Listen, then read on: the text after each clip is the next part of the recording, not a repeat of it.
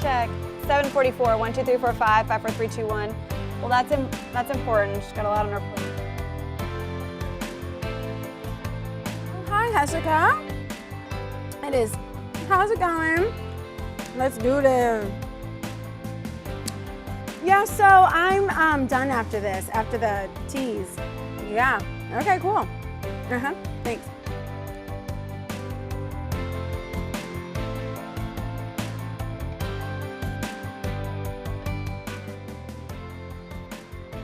Hey, can you hear me now? Can you hear me now? Yeah, there we go.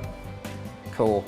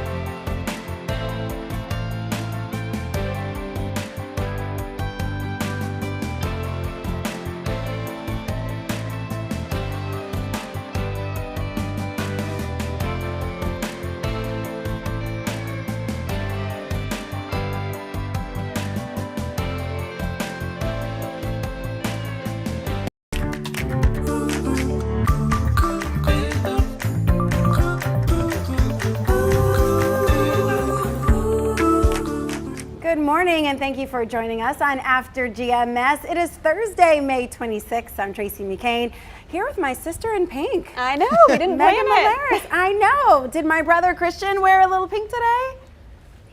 It's okay, look hard. Maybe the socks? It's the screens. It's the screens messing it up, I'm sure. Okay. Usually we have like this sense, the three of us, and Ed when he's here, just kind of like, going with the flow. And so you wore pink yesterday, so don't worry about it. Okay. We were a little day behind you. Sorry. Trendsetter. Yes, there you go.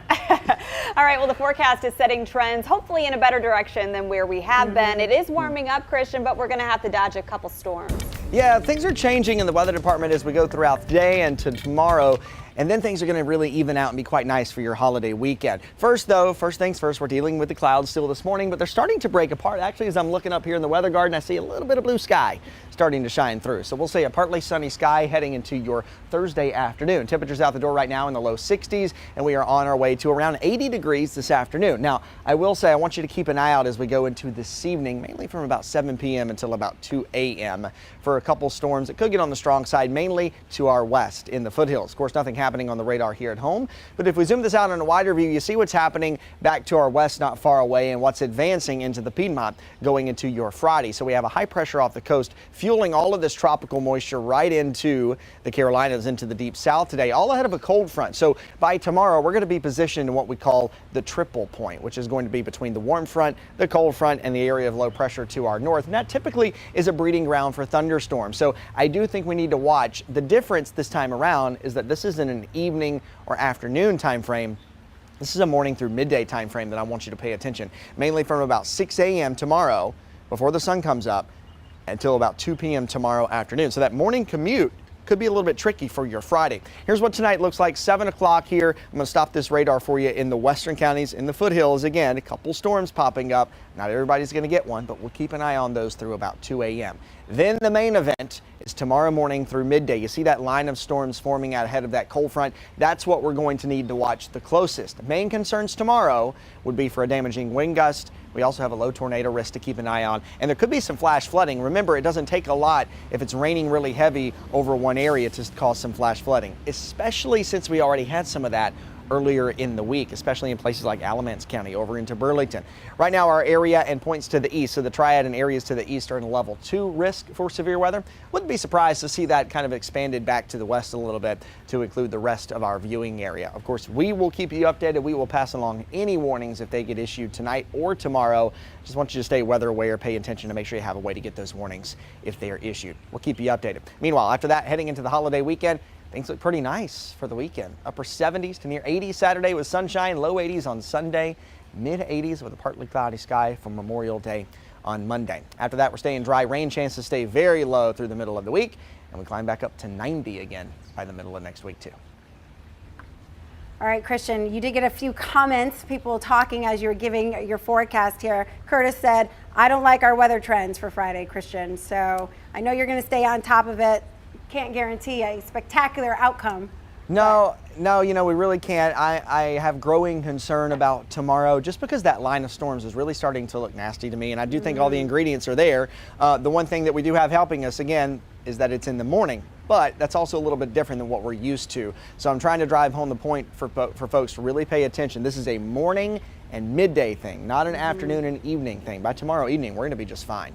That is very unusual for us because it typically is in the afternoon or overnight hours. So your ride to school or to work that morning will be a little bit dicey. Yes, ma'am. All right. We'll keep an eye on it. Yeah, if you have any other weather questions, go ahead and drop them in the feed. I'm sure Christian will be checking and getting back to you as well. But let's get into our first talker. You've been asking about that as well. Yeah, because you see the animation behind you. That is money moving. Money. Like no money is moving in my wallet right now. Maybe not yours either, because inflation is driving up prices of all kinds. If you're grilling out this holiday weekend, ingredients at the store have gone up. Gas prices, of course, are up, among other items. That's why it's really important in situations like this to have what experts call that rainy day fund, or at least having some savings to be able to rely on in tough times. Young adults, especially graduates, are starting to think about these things and what they can do now to save more money later. So here are some tips. Financial consultants say do things like protecting your Social Security number, only giving it when absolutely necessary. Don't just buy your favorite brands, own stock in them. Invest as soon as possible. Experts say it does not take much money to begin investing wisely. Then consider this, saving 20 to 30% of each paycheck. Easier said than done, but if you can, try to put some aside and plan to repay your debt as soon as possible. Yeah, and also think about your phone, right? We all have one, but there's ways that you can save using it. Delete your old photos and videos so you can save up on storage. That way you don't have to pay for extra space. Also, cancel or delete apps that you're no longer using, and upgrade your phone only if you need to enhance security features, not because it's the latest technology or because you want a better looking picture with your camera. So let us know here in the comment section how you are saving money in a period of time where everything seems to be rising. And I feel like it's been rising since late last year, right around Thanksgiving is when I first started seeing not gas prices, but store items start going up in price. And I just bought a gallon of milk. Megan, you're right here with me on how much milk you use because you have a toddler. I had bought milk and it was like almost $5. Yeah. I mean, I saw a box of Cheez-Its the other day for $6. Unbelievable. And I bought them and I felt sick afterward. Why did I do that? He can go without, So it's just little things that really are adding up and making a big difference. And so that's why I think sometimes in these times where you can't make your paycheck stretch as far as it used to, it is really important to have those savings and use some of the money saving strategies that we've discussed. I know we try to put some aside every month in case of emergencies. We also try to invest in our children's college funds already. Now, they're too young to even be thinking about that or even know what it is, but wanting to set them up for success now because you just never know what could happen. That could set you behind on your financial planning. I mean, it could be as simple as, your air conditioning unit going out. Car repair. Exactly. Ka-ching. Exactly. All right, Christian, are you noticing prices of things going up in stores, and what have you paid more for lately? Yeah, so much stuff going up, really, I mean, honestly, you boil it down, it's really everything going up. But I thought there was a good point made in that story you guys were talking about. It's, make sure to, if you're updating those apps, or make sure you're not continuing to download things or being charged for things. I'll tell you one thing that I've had a trouble with over the last couple of years is, you sign up for a subscription to this or a free trial to that, and then it kind of overlaps. And then you look at your account and you're like, wait a minute, I was charged that for that. I don't even know what that is. And so I had to take it, I had to take some time and went through everything that I was subscribed to. And now there's so many streaming services. There's a show I like on this one and a show I like on that one, and I want to see this one for the other thing. So I had to go through and really say, well, I don't need that anymore, and kind of slash those. And then the other thing, which is a good trick, and I didn't even realize some of the places allow you to do it. One thing that Hulu will allow you to do is actually pause your subscription. So if you're not watching it, I've paused mine for 8 months, I think, on Hulu because I'm not really watching anything on that right now. And so it's not charging me for that every month. So making sure you're not being charged for things that you subscribed to maybe back in the day, or you signed up for a free trial for that eventually got tossed into a subscription. So canceling those and making sure you're not being charged or paying for things that you don't use is a good way to save money too. I recently subscribed to an app and it asked me if I wanted to set in a reminder on my phone to that the cancellation or the subscription was about to expire, either to renew or to cancel it. And I was like, wow, that's really responsible of this app. But then I thought, I should be doing that on my own anyway. I should be writing this down on a calendar to make sure I remember, okay, I started this subscription for the free trial 30 days ago and this is when it ends. But it was really nice that the app did that because I not only did that, but I also started keeping my own accounts of that. Based on some experiences I've had with getting auto charged and upgraded beyond my consent, I've started doing that too. Christian's example, I did the same thing. Recently bought a premium channel to watch one specific show, Outlander, if you're wondering what that is. Is that Netflix? Yes, and Stars. So I bought the Stars channel as an upgrade to my cable plan, and then had to set a reminder to cancel it when the promotional code that made it cheaper for these past few months expires. So hopefully my phone and that reminder will alert me on time and I'll be able to cancel or maybe pause that. I don't know if everybody has that option, but that's a great one. You know, and also a great way for these streaming services to retain their viewership too, if you offer an option like that. You know what I wish we could save money on? Summer camp. They're so expensive. I'm Really? just like, why? Why now? And then you have to pay a registration fee, and then you have to, now some of the camps are adding like a field trip charge because of gas prices. So yeah, summer camp's gonna cost a lot for my son, but this is his first year summer camp. So I mean, what are you gonna do? You know, you mentioned a good point about gas, you know, surcharges and fuel surcharges. That's one thing that we haven't talked about in a while, but I think now more and more companies, whether it's, you know, contractors, you know, my dad is in the concrete business and, you know, they're charging fuel surcharges now if it's a certain mileage, you know, away from their home office or from their plant. You know, when we travel with our band now, we started adding a fuel, or our agency anyway, has started adding a fuel charge to, you know, the clients, and for those, you know, especially if you have to travel a long distance, it's something you have to think about now. Yeah. And I used to fill out mileage requests for work all the time, and then it went digital, and I didn't know how to do it, so I just never did it anymore.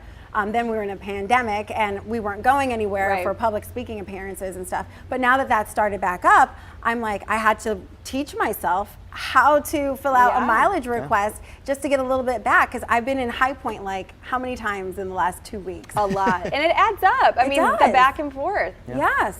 And then to home and back. And so I've learned how to do that. I'm like, please approve this. No. Just to get a little bit back. Yeah, that's a great idea. We are hearing some comments from you about your money saving strategies, especially in times like this where everything is just costing more. Philip says he needs to start buying what he needs and not necessarily what he wants. That's a good one. Yeah, Joanne said just stay home. She said no impulse buying, buying only needs, not wants, echoing that same sentiment. Bobby said he eats at home more than he used to, and he doesn't take as many trips back and forth in order to save on gas. Joanna said her husband every week when he goes shopping complained why she spends a lot of money. She says, but sorry, everything's going up, which is true. So Carl does what I started doing, which is setting reminders on the phone to cancel free trials before the date that it charges, which is, you know, such a great idea. Why it took me so long to catch on to that, I don't know, but it has saved me at least $12 in the last month. And it sounds little, but it all adds up. Yeah. Something else I just thought of kind of along those same lines is not doing the auto withdrawals for either credit card payments, debit card payments, or even renewals on certain things. I mean, my son takes a class and they like to auto renew it, even though I said I didn't want to do that option, because I just like to be aware of what I'm being charged for and what's coming out of my account, because I like to look it over and make sure it's accurate. But stuff like that will get you too if it's just on kind of autopilot and you're not checking. Right. Yeah, and I mean, how often do we check these things?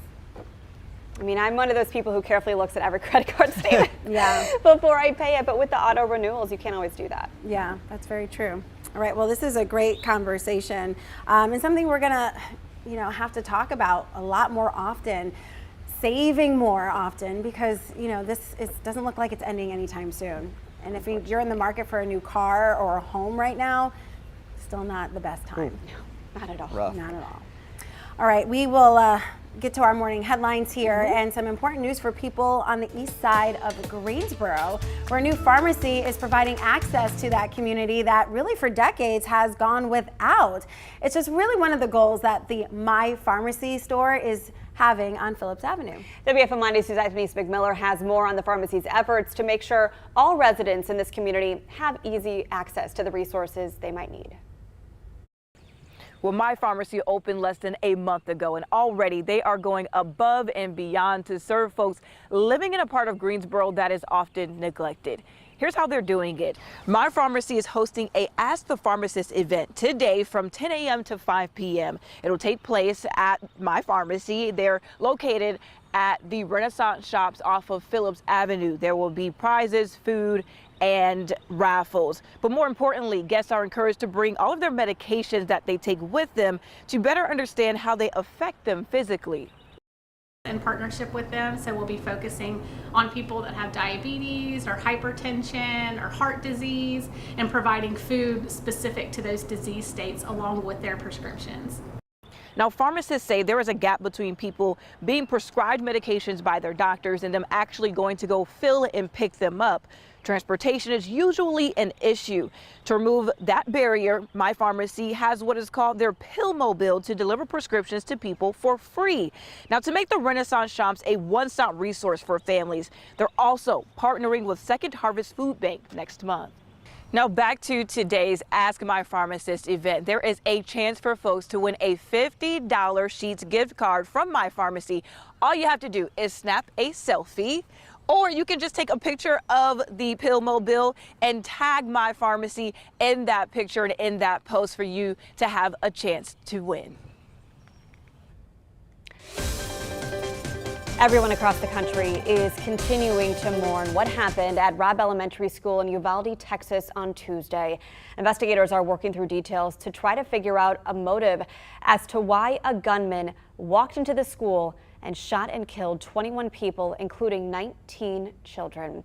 Investigators say the 18-year-old gunman shot his grandmother in the face after an argument, and her condition is critical. Then the situation continued at the elementary school. Authorities say the gunman legally purchased 2 rifles and hundreds of rounds of ammo after he turned 18 in May. They also said he had no known criminal or mental health history.